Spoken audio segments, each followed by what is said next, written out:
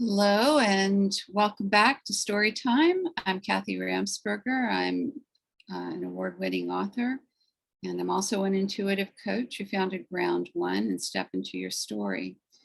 I'm here with Kaylee Mullis to connect those of us who are always wanting to expand our horizons, creativity, and consciousness. And I'm so excited to introduce someone who does just that in a holistic, dynamic way today. Welcome, Cat Duval. Thank you, Kathy. It's an honor to be here. Hello, everyone. So Cat has spent the past decade running 9 Lives Yoga, working with more than 25,000 clients across 11 countries, transforming their mindsets from being anxious and scattered to confident in their abilities, from being stagnant in their bodies to moving with ease, purpose-driven, energized humans who reach for their dreams and achieve their goals. She's led workshops at conferences, huge conferences, opened at the Mindfulness Summit in London and Women in Tech conference, led team building for Google and Microsoft, and toured the Conscious Festival circuit across the UK and Scandinavia to audiences of thousands, and guided clients in deep one-on-one and group coaching work. So I'm so honored you're here, Cat, and I know everybody is going to benefit greatly from this. Again, welcome. Would you like to start off with just a little exercise for the audience? Or shall we? Yeah, sure. Yeah, of course. So for everybody listening, if you have the opportunity to, then kick off your shoes and just place your feet flat on the ground, preferably not with crossed legs, so your feet are flat. And just sit up nice and tall and close your eyes. And as you breathe in, imagine that your heart is a fern rising up towards the sun, so growing up towards the sunlight, and you're just unfurling that fern. So you're growing, unfurling that spine, so the spine feels really lovely and tall. That's on your in-breath. And on your out-breath, just let the shoulders melt away from your ears and let the hands relax, either rested in the lap or resting on your thighs. And just keep that cycle of breath. Inhaling through the nose if you can, and exhaling out of the nose or mouth. So you can accentuate that feeling of relaxation by exhaling through the mouth with a sigh like this. Like that. Especially good. Especially good if you've had a stressful day. So you're utilizing your exhale, the capacity of your body to naturally release and switch on that parasympathetic nervous system, that ability to rest and digest. So remember that one. I always think of a parachute, parasympathetic nervous system. So try again, inhale through the nose, nice tall spine, and exhale, sigh. Great, one more time.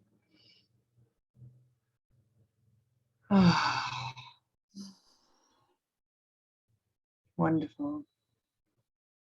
All right, and just feel your feet on the ground, feel all the receptors of your feet connected to the ground. Maybe you've got wooden floors or lovely warm carpet, or maybe you're sitting on the grass even.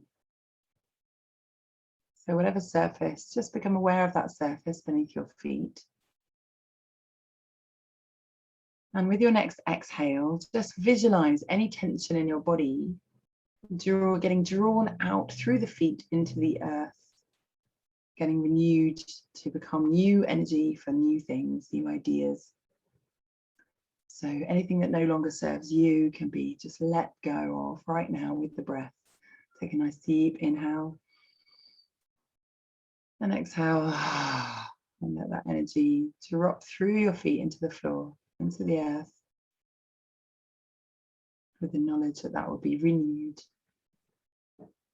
Okay. All right, so hoping you're feeling a little bit more grounded, and you can gently blink your eyes awake. Super easy way to use the breath to tell your body to relax, to speak the language of your body in order to relax on demand. Thanks, Kathy. Is that all right? Thank you, Kat. That was brilliant. I always say we can't breathe and be anxious at the same time. And I feel I wasn't anxious, but I feel like I'm on not 9 lives, but cloud 9 right now. So it's going to be a great time we're going to have. I'm excited. So everybody can tell how experienced a yoga teacher and master Cat is.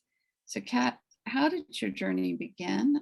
Were you always spiritual and practical? Because knowing you the little bit of time I've known you, I can see both very prominently in your spirit. Thank you. I take that as a huge compliment. I know I've not always been aware of my spirituality. It was definitely an evolutionary process. I first found yoga when I was working in the music business, and I was working in events, and it was largely nocturnal and sort of working by night, and there was all sorts of stuff around, as you can imagine, that wasn't so healthy.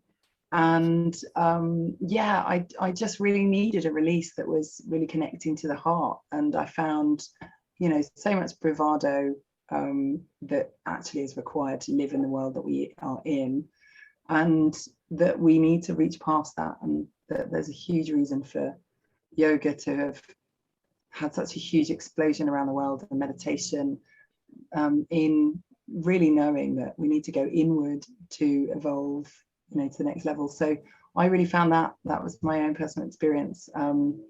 One day when I went to a Surya Namaskar, literally sun salutation, and it was Shivananda, and it was in my local gym. And at the time I was thinking, oh, yoga's not really for me, it's not hardcore enough, like I'll do kickboxing or something like that, you know. Through that too. It's famous last words, isn't it? You know, the person that says that is going to get floored by their yoga practice, because it's hard, but it's wonderfully challenging. So I found that I'm naturally strong, and I have worked for every inch of flexibility that I have, and happily so, because I feel that gives me an insight into being able to describe things to my students, and being able to understand the layers of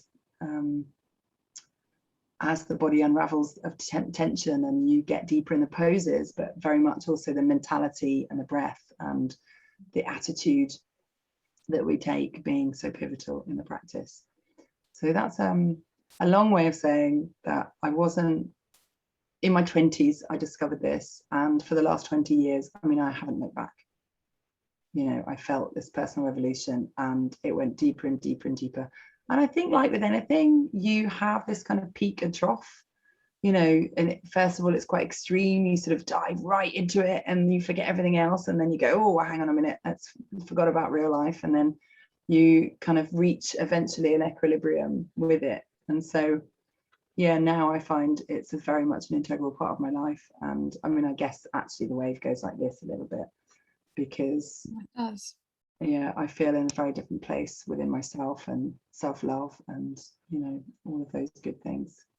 What a wonderful story. And I totally agree that it's taken me, I probably didn't really understand the true deep benefits of yoga until about 10 years ago. And I always did yoga, but that's a beautiful story. And also, you understand creative people, having worked in the music industry, so you know that we need it maybe more than anybody else, because we're always going beyond our limits, I think, most of us, to get that next album, or get that next book, or get in this gallery, whatever it is. So that's cool. Well, it's that flow state, isn't it? I don't want to interrupt you, but you've inspired me. That's why I'm here, is to inspire you. Great. Yeah, it's when you're in that sort of creative zone of genius. I mean, I write poetry, And I really understand the state that you get into. And actually flow state is accessible regardless of what we're doing. It's very much sort of championed and famed through sports, but it's really possible. And I know that every creative here is going to understand the experience of flow state, even if not the label, because it's about when the world disappears, time disappears, you are 100% in what you're doing. You're not comparing yourself to anyone else. There's no less than, more than ego chat. You're just channeling this energy from within, and where it starts and where it finishes are like different domains. They're different dimensions. You know, it's not at all necessary to know how it finishes, but it's in the being in it that the flow happens, and then it creates itself in some ways, or at least that's my experience. I can't speak for everybody. But flow state happens when we have just the right amount of challenge and stimulation and knowledge and awareness. When we have this instant feedback of, yes, this feels right, or no, that's wrong. Okay, I'll go in a different direction. When we are, the time disappearing factor and the not worrying, not being self-aware, but from within as opposed to from without, you know. And all those components allow us to get really into that creative zone of genius, and then suddenly hours disappear. You know, it's like, well, hang on a minute, I arrived here this morning and now suddenly it's dark. What's going on? Or vice versa if you're a nocturnal writer. But it's, that is beautiful. It's a beautiful experience. It's definitely energy intensive, but you know, why would you quash that? Why would you stop it and regiment it and sort of push it aside because of a shoulda, woulda, coulda, you know? So yes, self practices are particularly important for creatives because we put so much in, you know, to the work and get so much joy from it, but it's very energy intensive, and so it's so necessary to replenish that energy with your self-care practices.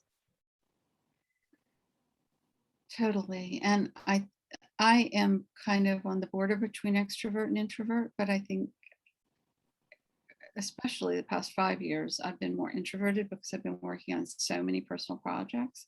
And that's even more of a reason to replenish because, beautiful explanation, some gorgeous phrasing in there about flow. So you've taught all over the world and you have a lot of credentials, and I'm wondering if you can share a story or a place or a person that you remember most or affected you most, or just any kind of story you can tell, because I keep thinking of the Carousel. I keep wondering about that story on your website, but it could be anything. Can you say more about the Carousel? Well, you need to remind me of what you've got written on my website. I don't know which page it was on, but I believe it's you and another person, and doing I don't know what you call it. It's a very difficult pose, and it's as though you've become a human carousel, the way I saw it. Is that in London? Ah, I know the one you mean. So that's acro yoga. So acro yoga is a combination, it's collaborative practice. So what really, you know, one hugely pivotal moment in time for me was discovering acro yoga, which allowed an enormous amount of space for practice where it's not about the inner voice, where it's about supporting one another and capacity building each other. And that is when I'm at my best, personally speaking.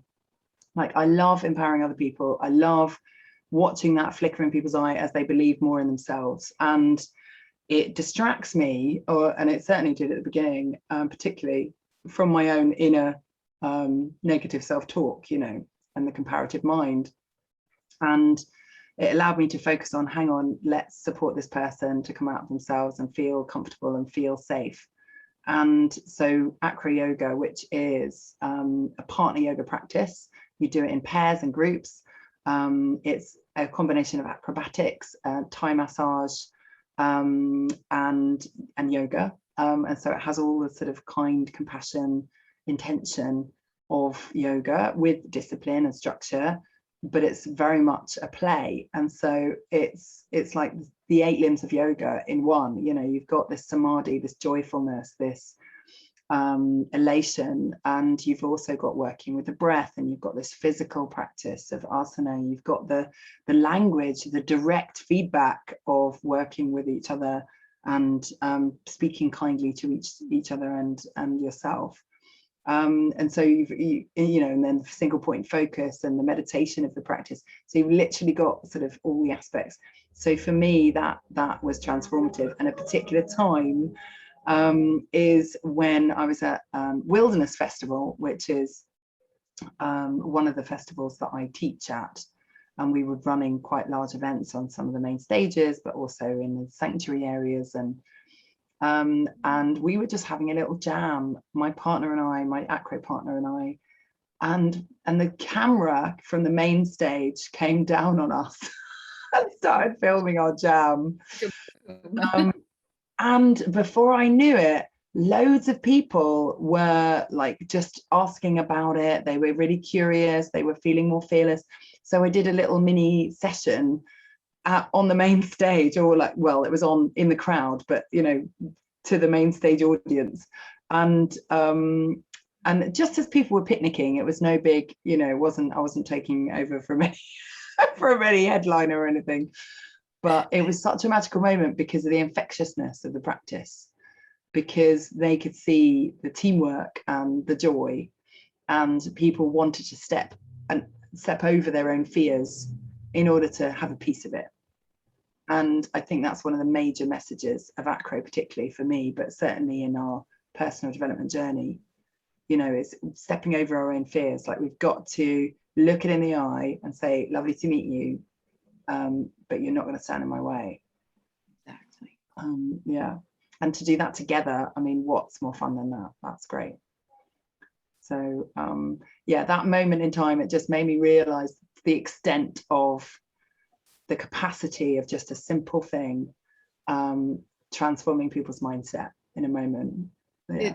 It didn't look simple to me, I have to say. It looked incredibly like your strength was coming in there, but as well as your flexibility. But I knew there was a story behind it, and it gave me chills. I'm so glad I asked about it, because it's a very impressive shot, it really is. And I'm certain there are many more, because I'm certain they didn't stop at one if they had that kind of angle. So when did you know you wanted to help with overwhelm and burnout? Was that something that came from your personal experience, or from your clients, or both? Or I know I said before we began, the whole world is on burnout right now. So your timing is really well played. It's definitely thank you, and it's definitely a personal journey experience.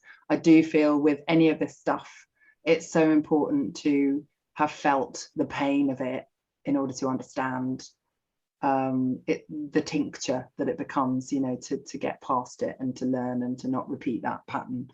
My strategy as I'm growing up has been to be a workaholic, has been to hide behind, in moments of shyness, it's been, oh, I've got plenty of work to do, you know, and I love it. I love my work. I've set it up so I love my work. So great, you know, no one knows, which is awful, isn't it? Because you end up working yourself into the ground, and then you go, hang on a minute, how do I get out of this pattern that I'm in? And so the Burnout Recovery Yoga System really was inspired by not only my personal journey, but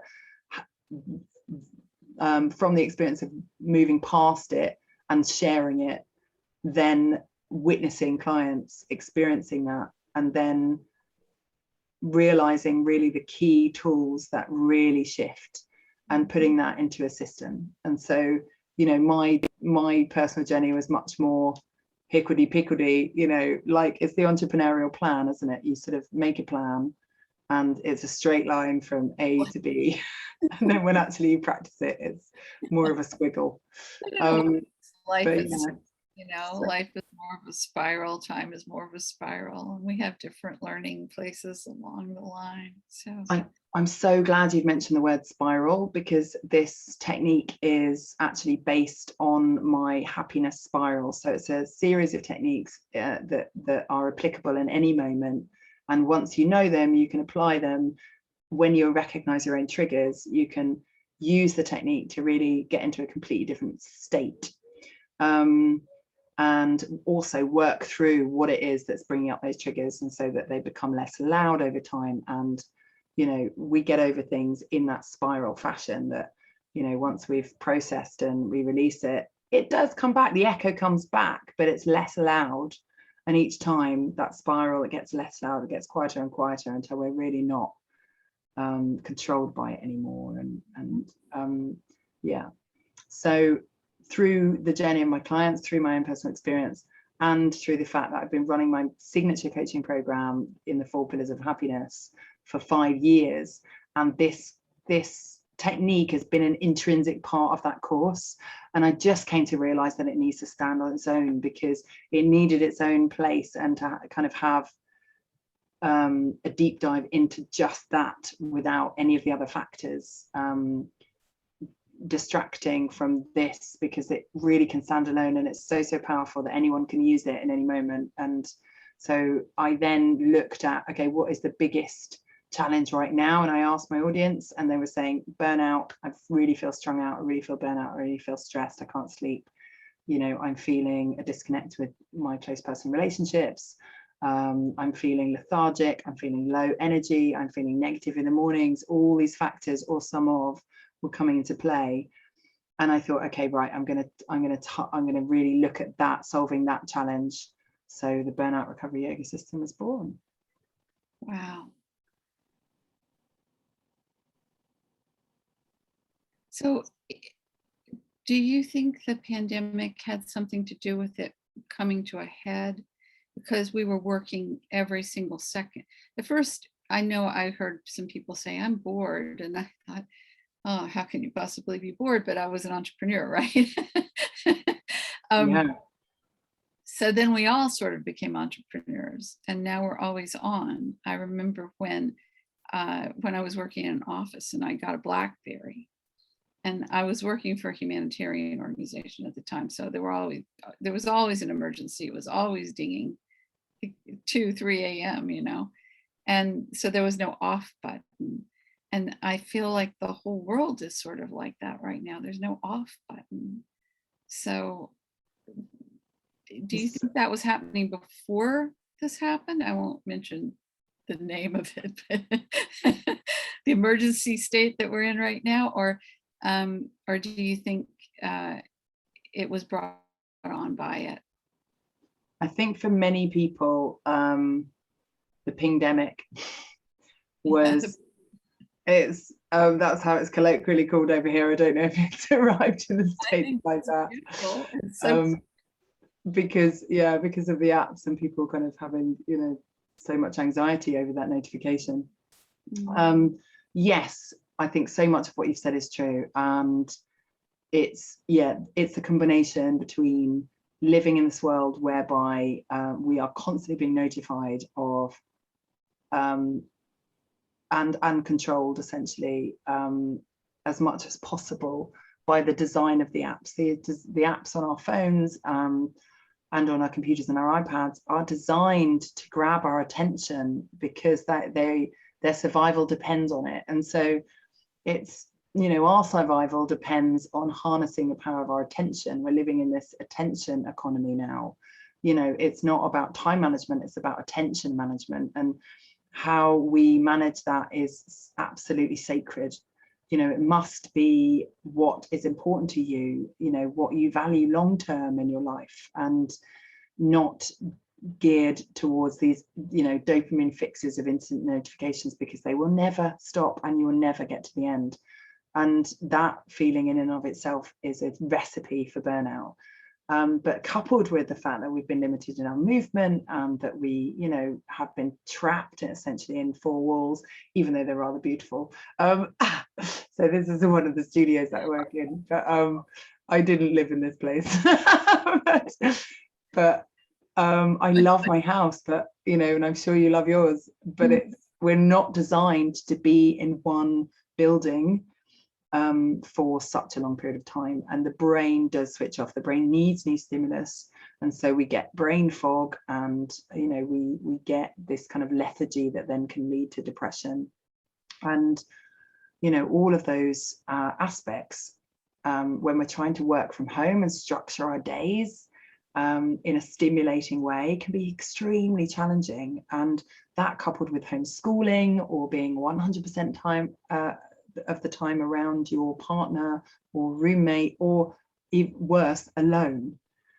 And there are such discrepancies between people's personal experience, but the overall aspect that we share is the fact that this has not been our choice. We have done it in a virtuous way to protect one another, but that does, it's been far from healthy to experience to be trapped in these four walls, trying to work, trying to structure the day, and trying to juggle all the other things that need to be juggled with family, and cut off from our social networks, cut off from that ability to just sit with a good friend in person, not having to say stuff, but just be in their energy and have that be a relaxing thing. Like, that is a treat that we are only just enjoying again now. So no wonder, if you are feeling strung out, if you are feeling sort of at your wit's end, or that you've been functioning in a slower way, or that you're less positive than usual or less inspired than usual, you are absolutely not alone. This is a global phenomenon right now. We're with you, and that is a major inspiration, is to help you with that feeling, because this too shall pass. Like with anything, it's a moment in time. Yeah, good explanation of what's going on. I think we're going to break for questions right now, and then I'll come back and ask you a little bit more about your current program and the 4 pillars. Kaylee, do we have anything? Yes. Hi, everybody. It's good to be back. I feel like we haven't been on in a while, so we're happy to be back. We do have a question from Noelle Puglisi, and she's asking, what is the quickest and most effective way to shift one's thinking toward moving forward? Okay, so do you want me to answer that straight away? Go ahead. Yes. Okay, so what is the quickest, most effective way to shift one's thinking towards moving forward? I would be inclined to ask away from what, and that's intriguing to me.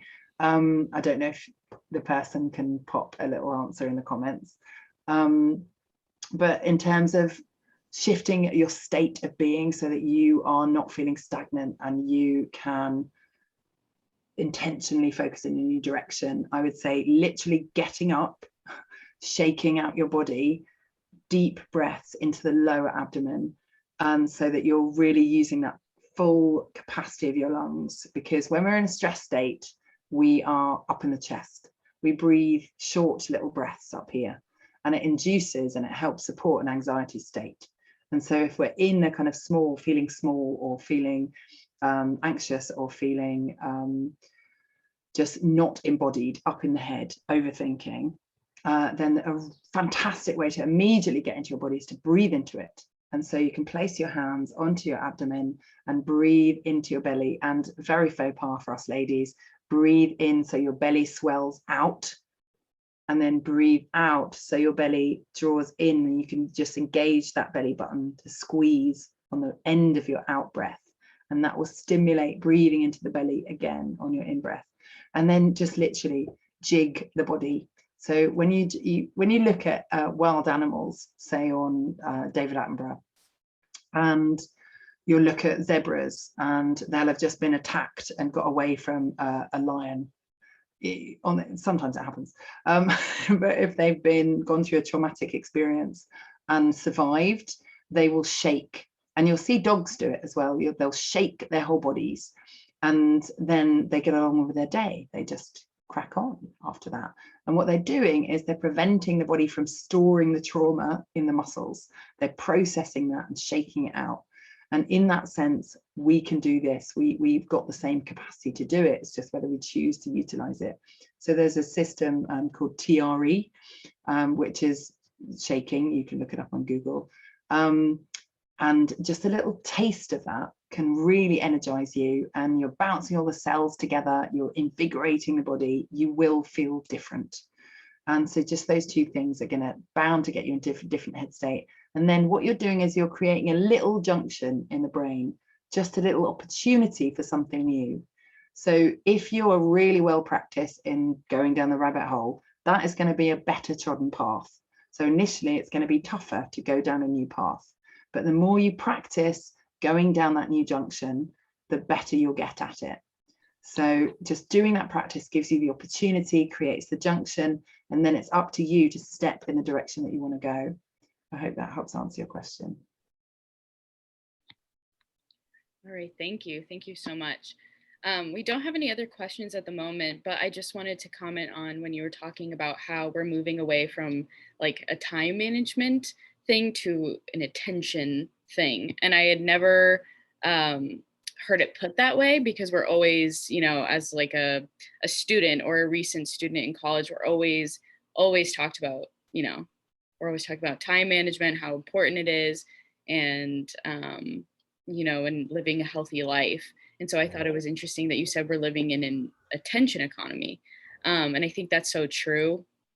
And I've noticed over the years how when I was younger, I never really had a problem with my attention span. And then as I've gotten older and more dependent upon growing up with technology, I mean, I've had a smartphone since I think I was 12 or 13 years old. And I've had this, I've grown up with it. And so I've noticed how much my attention has eroded and how much it is so difficult for me to complete simple tasks every day.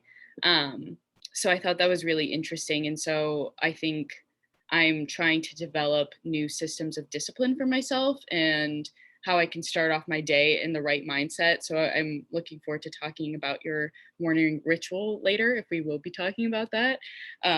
So I just wanted to comment on that and say that was a really interesting point. Thank you, Kaylee. And one thing, can I recommend something to you? Please, yes. Meditation, Mm-hmm. little and often, and it doesn't need to be the, you know, turn and face a wall and empty your mind of thoughts, Zen Buddhist technique, although all respect to Zen Buddhists, because that's really hard. They're the masters. Yes, absolutely. I mean, that they are the masters because of working through I mean, there are many, you know, masterful forms of meditation. It's about having the style that suits where you're at right now, that gives you what you need now, and then you progress. And it's not that some are more advanced than others, it's that they suit different states of mind. And so if you're flitting all over the place with your attention, just spending 5 minutes a day, and if you want to create a new habit, spending 1 minute, commit to spend 1 minute meditating, because everyone's got a minute, right? We can't cop out of doing a minute. You know, it doesn't matter how busy we are, we've got a minute, you know. So if you commit to yourself that you say, I'm going to do a minute of meditation every day, and you pick that time of day and you do it, you decide once, and then you just do it. So you're not redeciding all the time and churning up that kind of energy of, oh, should I do it? Should I talk myself out of it? You know, you go, I'm doing it. Okay, every day this week I'm doing it. Great. And then every day next week, or every weekday, or whatever works for you. Then when you enjoy it, when you start to enjoy it, you might take 5 minutes, and then you might take 10 minutes, you know, and so that it will progress. But it very much is about you you need to enjoy the process. And yes, when you start meditating, it is loud. You know, the thoughts do race around your head, and arguments that you've had or things that you haven't done, or, you know, all those things pop up. And it's then you start to train yourself to turn the volume down. It's not about pushing the thoughts out. Oh, I'm wrong if I have thoughts. You're not wrong. The mind is designed to create a million thoughts, you know, a minute. It's what it does best. What it is about, which it's the attention economy thing. It's what you pay attention to.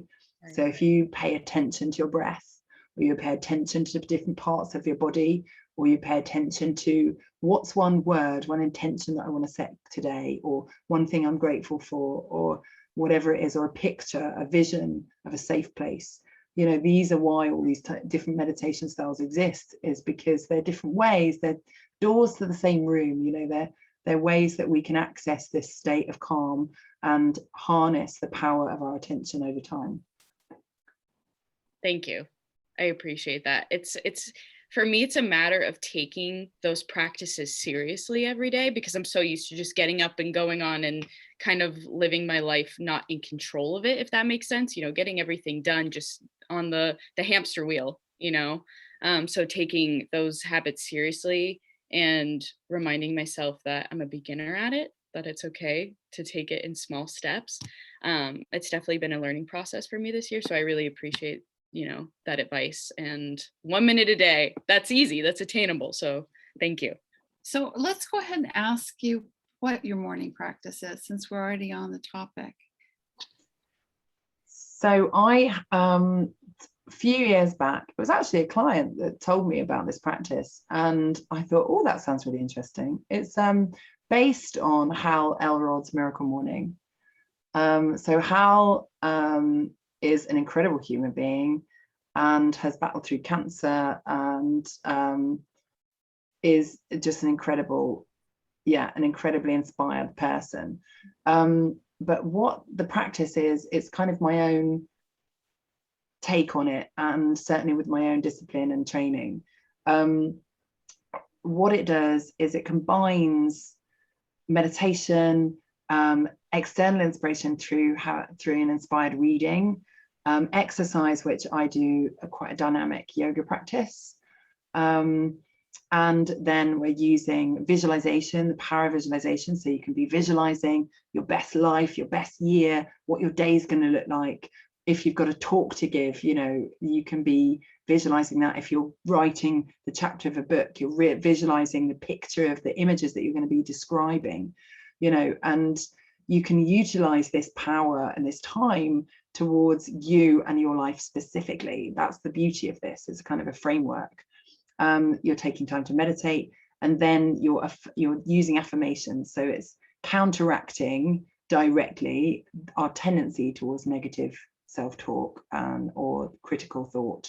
So usually we're critical, we can be critical in both directions, but we usually err towards one, and it's either self-criticism or judgment as a way of staying separate. And the way that we've come together is to feel more unified, and to do that we have to transform our self-talk. So doing affirmations can be massively pivotal as part of that. I don't know anyone that started affirmation practice that hasn't felt false. You know, the standard, you know, you start it and you go, oh, I feel like I'm lying. Oh yeah, I love me. Yeah, whatever. And then over time you can you make digestible statements. It's like that 1 minute meditation. Yeah, and then goal setting at the end. So in short, it's 6 practices, and I do it as a power hour. And I've been doing it now. I ran a membership doing it every weekday morning for the year and a half of the lockdowns. And yeah, and I continue to do it myself. And I've got a download that's available for you. So it's in the chat here. I don't know if that's going to come up, but I think, Kaylee, are you going to share it with the group? So it's completely free. It's a download. It guides you through the process, gives you a little pep talk and an inspiring quote. And so you can have that, put it in your pocket and use it anytime. If you want to do it live with me, then I'm going to be doing a challenge. So it's all there. If you download the PDF, you'll see the slides there for you. It's lovely, pretty imagery. So you can just print it out and put it by your bed. But I found it to be completely transformative and very pivotal on those days where I might have felt a bit rubbish, low energy, uninspired, and staying in bed a bit longer, or scrolled, or just beating myself up internally with my self-talk as to all these things that I should have done and haven't, and all that stuff, or should be and aren't. And so if you want to get into an inspired state and you want to be, it also offers space to write. So you can use that journaling time and say, right, actually, I'm going to do this, but I'm going to elongate that journaling time and make sure that I write 3 pages. Don't know if you've read The Artist's Way. If you haven't, do. That's one of, yeah, everybody. It's one of my, I think I have it all on audio now, so it's not on my bookshelf, but she changed my life.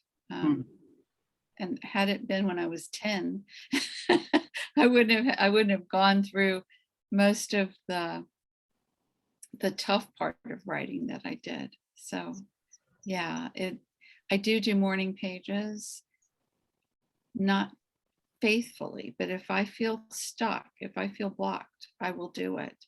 And I'm really excited because my morning practice is very similar to yours. That makes me feel like I finally might be getting it right. So it's all so much about what works for you. You know, it's about what works for you and your body, and that's why, you know, doing the 9 Lives Yoga version of this morning practice, because that's what works. You know, where I can teach authentically, and where that works with you know, for my clients and for me personally. And you can only ever be authentic about the way you do it. I think if you try and, you know, if any of us try and fit into a box if that box isn't our box, we don't belong in boxes. Without labels. Structure is good, boxes aren't good. Right, without labels and boxes. Yeah. Well, you're nothing if not authentic, Cat. And I think, but this again is my personal opinion and my personal practice, that what you're describing for me makes it so if a thought comes in, it's no big deal. Or if I derail even, which I have done, not for days, but during a morning practice, then it is a holistic practice, because it's many different things, and if something isn't working, you can try the other. So that's just the way I see it. But yeah, for sure. And each element is open to adaptation to suit the moment, you know. So in some ways the structure holds you, like it's holding space for you. So you go, right, there's this, then that, then this, and sometimes you're kind of marching through them to going, yeah, okay, oh. And then you get to the end of the hour and you go, oh, I'm so glad I did that. I feel 10 times better than rubbish. And then, you know, and then other days you're getting up feeling great and you're like, oh, I feel incredible now, you know, and actually I feel really ready to inspire people and write a whole bunch of inspiring stuff, or get out there, you know, and talk to people about it. So yeah, I think that's where structure and creativity marry, is when there's freedom within that, you know, within the structure to suit you. so have you touched enough on the 4 pillars, or can you spend some more time on them? Yeah, so the 4 pillars is my signature program, the 4 pillars of happiness. And I mean, I'm not afraid to tell you, they are peace, power, purpose, and play. And I deep dive with clients on a 12-week program to really dive into the elements of that. We go into transforming, actually, how do you feel at peace with yourself? You know, what does that really look like? We can talk about it, but it's, what is the experience for you? And have you had that experience, or is it a fantasy? You know, and is it even something you want? You know, what does peace mean? Are you peaceful on the dance floor, or are you peaceful sitting on a cushion? You know, a lot of people find sitting on a cushion really arresting, actually. it's quite intense and can be quite, you know, if you've experienced trauma, it can even be traumatic. So it needs to fit where you're at. Body, it was sitting that way too. Exactly. And that and moving to power, it's about getting in the body. Like, how in your body do you feel? And us, you know, if you are a writer, it's likely that you spend a lot of time sitting and a lot of time in your head, because that's where you're beautiful, that's where your stories and your creativity is coming from. But if we treat the, you know, the body like a brain taxi, then that is what it's eventually going to become. You know, it's like we need to embody our power and sort of what are your practices. So we'll work through that. And purpose is around the idea that everybody really, to get truly empowered in life, you know, we love to contribute, we love to connect, to create legacy, you know, to have a purpose beyond ourselves, and that is truly fulfilling. So so we'll look at that and your sort of vision and your mission, and play to celebrate. And not enough of us, especially when we're proper grown-ups, you know, we don't we don't spend enough time playing, and especially in recent months. So sort of devoting some energy to that childlike spirit, and celebrating and surrendering and adventuring, and really appreciating that devoting time to that is a necessary part of being a whole human. And being a whole human is going to be what's going to make you the most inspiring version of yourself. So that's the 4 pillars of happiness in a kind of whistle stop tour. Well, it was a whistle stop tour, but I got it. I followed, and play is what I have to put in my life concretely. And if it's missing, I'm miserable. I have a t-shirt. It's a Dr. Seuss t-shirt. It's fun to have fun, but you've got to know how. And whenever I'm feeling just overworked and underpaid, I put that on and really go play. So play, everybody. I think that's totally missing right now. And speaking of fun and play, Cat, what do you do for fun and play? And does it involve the Scottish Highlands? Oh my gosh, yes. So I went cycling. What Kathy's referring to is I went cycling with my bro for a whole week in the Scottish Highlands as my first break out of lockdown, and it was magical, beautiful, challenging, rainy, sunny, all the things. Scotland is all of the things when it comes to the weather. In Scotland, there's not different seasons, they just call it weather. But yeah, I love cycling, I love running, swimming, I love the water, paddleboarding, dancing, listening to music, spending time with friends. I feel like my fun practices have become, since my yoga years, more dynamic. So I really love going, you know, road biking and at speed, or mountain biking. Yeah, so they've become more, I kind of like to balance it out, I guess. Yeah, laughing, comedy. That's Yeah, a beautiful one. Laughing with friends. being silly, dressing Yeah. up, wearing ridiculous earrings. Oh, those aren't ridiculous. I've seen ridiculous earrings. Those are just really cool. I love them. Oh, thanks. I'll try harder next time. Okay, please do. No. So, and I love the idea of throwing a hen party. I've heard of a hen party. I didn't exactly understand it until I found your website, and now I do. I think it's so much better than a cocktail party, although I certainly am not averse to a cocktail party. But is there a highlight in one that you had? And what do you do, Kat, at a hen party? So the yoga hen parties were inspired first by play, the pillar play, and my experience in the music industry. I wanted to combine the place that you go to when you are on the dance floor when you are absolutely elated, when time disappears, you're there together, having a wonderful time with friends and family, and generally friends, there isn't it on the dance floor. And what that shares when the shared experience of when you're on the mat and you're deep in your practice, or whatever practice, it doesn't need to be yoga, that you have where time disappears. Some people it might be climbing, who knows, or cycling. But it's that sort of Zen-like calm that you experience. And so I was fascinated by that state, and it created the yoga raves. And I've since toured around the UK festival circuit and Scandinavia. And I mean, our biggest audience so far was the main stage in Finland on a Saturday night. And the audience was 4,000 people. And we did the ceremony. So it's ceremonial. It's about everybody breathing and moving together. It's this incredible experience of oneness when we're in unison.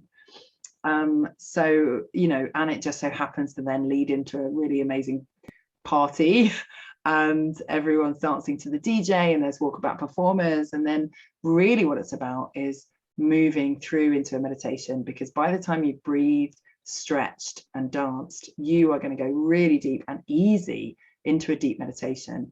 You're going to you're going to go far deeper than you would just sitting down throughout the day, because you've prepared your body and mind to be clear and relaxed. So really it's about having a sort of transcendental meditation experience. And then the spin-off of those was, somebody said, oh, I'm getting married, would you do one for us, for a small group? And I said, yeah, sure I would. And it's an opportunity to be ceremonial. It's an opportunity to have a ceremonial experience, which we rarely have in day-to-day life. And intention setting and meditating on what you want to support about the couple, what you love, what you feel inspired by, why you're here in the room supporting the marriage, and it's a lovely chance for people to really reflect on that and go, do you know what, I'm going to remind this couple of their love in the times when they forget, and I had that moment at the yoga party, at the yoga hen party, thinking about those things, and now I'm seeing it, and now I'm going to do it. I'm going to take action on it.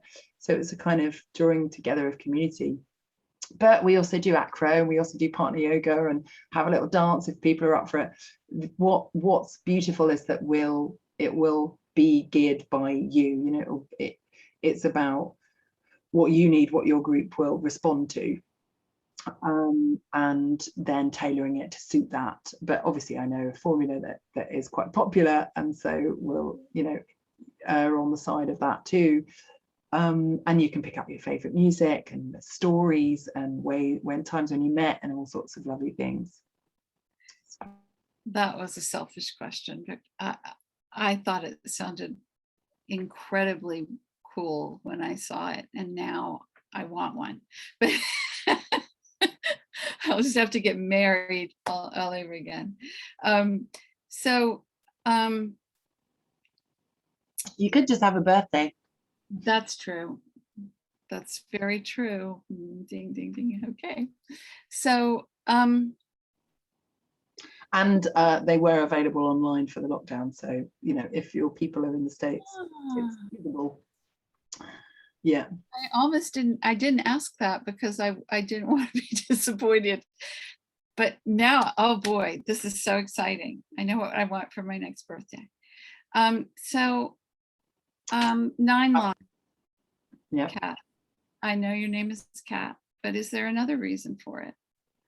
Is there a yogic, is that a word, reason for it? Yes, there is. But I want to tell you that I recently hosted a yoga party for a group of people all around, from Germany to the States to London, Italy, and they had not seen each other for years. They were due to have a wedding. They were terribly, obviously it was really unfortunate for everyone that had to cancel and postpone. And it was just such a gorgeous way of everyone connecting. And they'd married, they'd got pregnant, and they were just about to have a baby. So it was kind of more of a baby shower thing by the time they did it. Baby shower thing is even more important than a wedding, because you have that day, that week, that month before everything just changes completely. And I could see that being such a wonderful baby shower event for any pregnant woman or adoptive woman, because I've done both. Oh, Or wow, have anybody you? that's going through a huge transition and knows that it's coming. I think that's just the best idea. But I could just go on and on about it. And so tell us about 9 Lives, because I want to make sure I get that in. Okay, great. So I've just popped a link for you there, Kelly. 9 Lives, yes, the number 9 is a sacred number. You know, when we are chanting and we have sort of 108, it's derivatives of 9. And when the number 9 is a spiritually sacred number, and so it just made sense that, you know, my name is Cat and I'm looking for names, and I almost rested on feline fine, but it just was a bit too cheesy. And then I thought, well, hang on, let's rest into what's a spiritual connection here.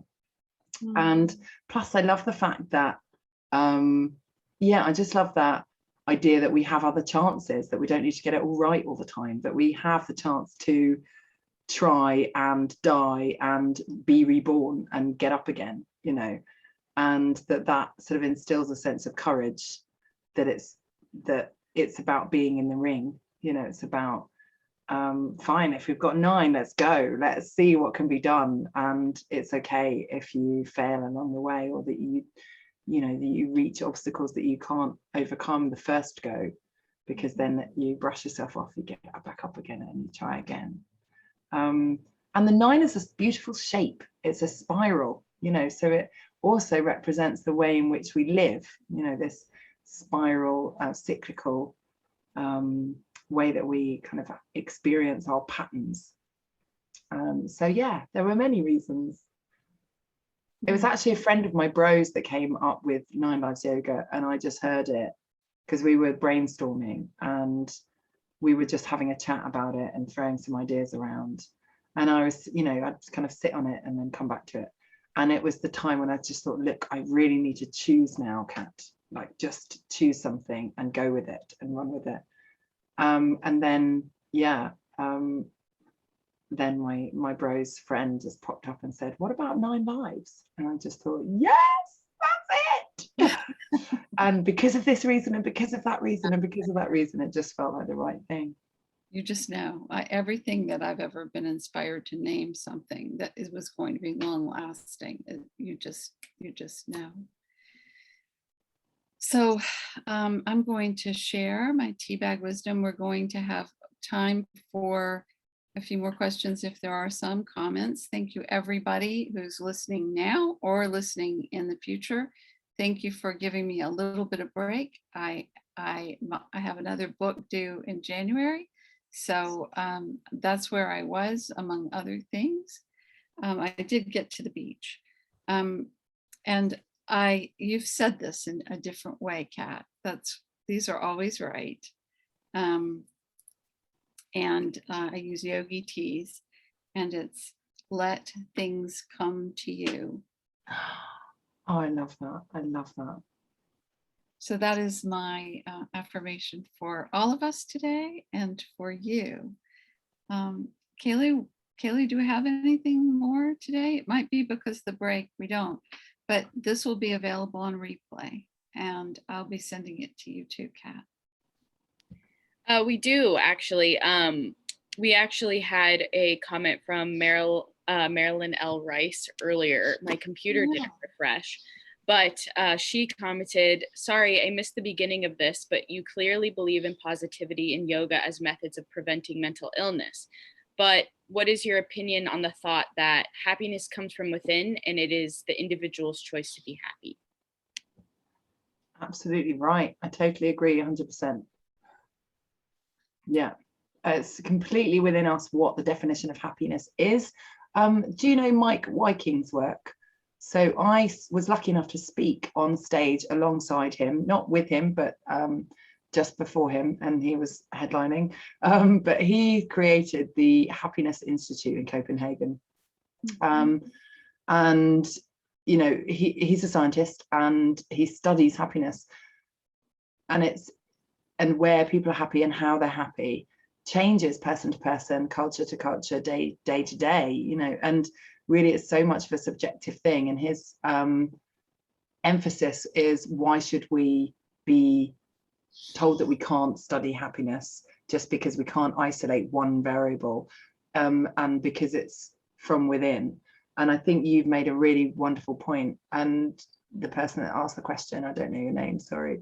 Marilyn, and she is on your side of the ocean, and she's a writer, a really fun writer. She knows how to have fun, Marilyn does.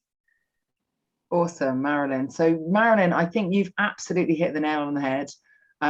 The definition of happiness and the way that it feels, and whether we have it or not, or feel it or not, is completely within each individual. And something that looks like happiness to one person may not look like happiness to the next. And something that looks like, you know, feeling wired may just be feeling fun, you know, it just depends on the personality type. And that's what's beautiful about it. It's something that you get to decide, and you get to decide if you want to engage with that feeling or not. And that's as disempowering as it is empowering, depending on what that choice is. Thank you. And then we just have a few more comments. Noelle Puglisi does say happy belated birthday, Kathy.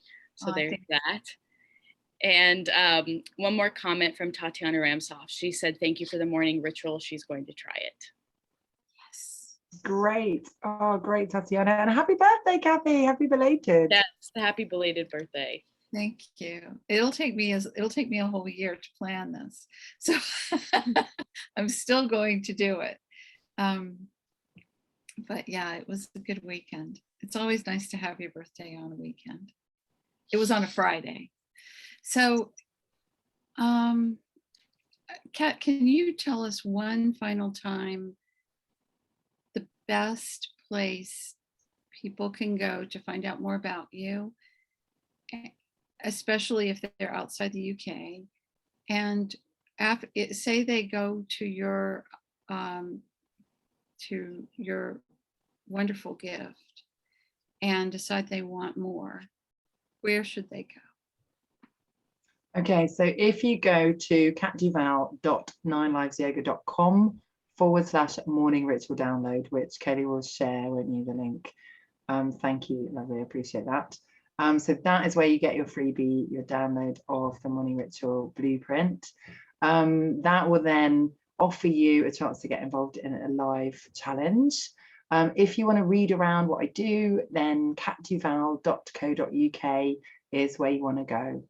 And then that will lead you to the various other places as well. So yeah, that gives you an idea. All right, thank you. Oh, I'm also obviously on the usual social media channels. So you can search for me with 9 Lives Yoga, all words, no numbers, the word 9 Lives Yoga, and cat.duval. So yeah, LinkedIn, YouTube, Instagram, Facebook, all that jazz, and Pinterest. Thank you, Kat. This meant the world to me having you here, and I know it's going to change some lives. Thank you for spending the hour with us. And viewers, thanks for tuning in.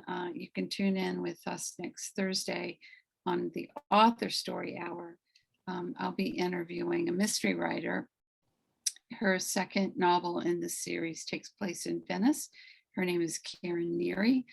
She was born in Ireland, and she lives in my state of Maryland, or Maryland, as the Brits say. And it takes place in Venice, Italy. So here next month, we'll be talking to a small bookstore owner, and her name is Terry LeBlanc. And I'll be asking her questions about the kind of things bookstores are buying now, and the joys and challenges of owning a brick and mortar store, especially a bookstore right now. But she's keeping it going. She's successful. And in the meantime, you can find all of my interviews archived here on my Facebook pages. I also have them all on my YouTube channel. And please do find out more about Cat on her various different website pages. And if you do try this, please let us know you did. Feel like we should just support each other in it. And you can find out more about me and my work at either shoresofourSouls.com or ground1coaching.com. And I'm looking forward to seeing you all again soon. Thank you, Kaylee. Thank you, Kat. And everybody feel free to post away even after this is a recording. I always check this page, and if you have a question for Kat, I will ask her. Until then, until next time, this is Kathy Ramsperger, bidding you a good weekend with perhaps a new pose and a great book to read. Thank you, Kat. Bye, everybody. Thank you so much for having me. Thank you, Kathy. Thank you, Kaylee, and everyone watching. I appreciate you. Namaste. Namaste. Bye for now. Bye.